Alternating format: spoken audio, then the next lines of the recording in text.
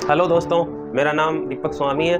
आज मैं आपको एक जनरलाइज्ड प्रिंसिपल बताने जा रहा हूँ जिससे कि आप अपनी सोच से भी ज़्यादा अमीर बन सकते हो। प्रिंसिपल सिंपल है, बट अगर आप उसको फॉलो करोगे तो वो चैलेंजिंग, काफ़ी ज़्यादा चैलेंजिंग होगा। इवन आप अपनी लाइफ में उसको कंप्लीट कर भी पाओगे या नहीं कर पाओगे, पॉसिबिलिटी कम ही है। जैसे फॉर एग्जांपल, आपको ज़्यादा कुछ ना करके ये करना होगा कि पहले आप एक कंपनी बनाओ और उस कंपनी को शेयर मार्केट में लिस्ट कर दो।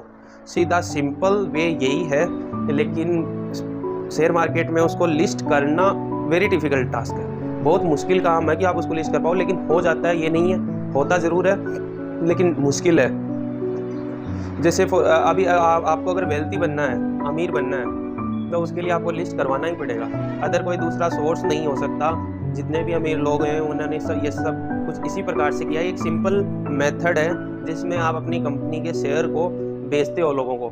अब जब भी आप कोई प्रोडक्ट या सर्विस बेचते हो, आपके पास पैसा आता है, वही सेम प्रिंसिपल इसमें काम करता है। अगर आप अपनी कंपनी बना के उसके करोड़ों शेयर होते हैं कंपनी, जैसे अगर 100 करोड़ की आपने बनाई तो उसके 100 करोड़ शेयर तो होंगे ही होंगे, अगर 1 रुपये का मान के चलें।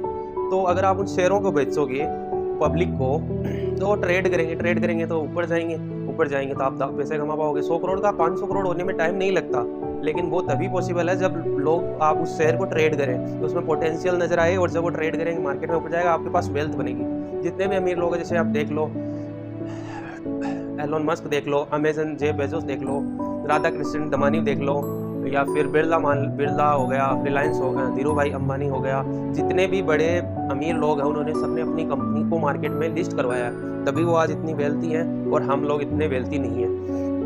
उन लोगों का अगर आप देखें तो डिविडेंड ही 100-200 करोड़ तक आ जाता है, और आपको भी अगर 100-200 करोड़ डिविडेंड चाहिए, देखिए डिविडेंड में टैक्स नहीं लगता।